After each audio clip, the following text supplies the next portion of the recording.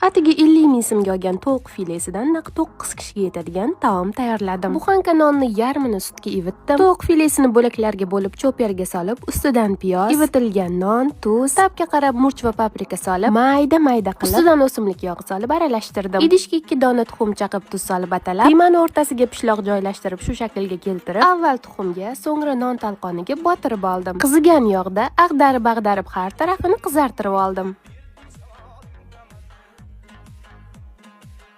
Qarasam kotletimni pishiraman degan listim shu ahvolda ekan. Darrogina bavi parashokdan solib, qaynagan suv quydim. Tirnamasdan, ozor bermasdan, vaqt ketkazmasdan osongina tozalab oldim. Bir pasda yangidek bo'lgan idishimga kotletlarni birin-ketinlikda terib oldim.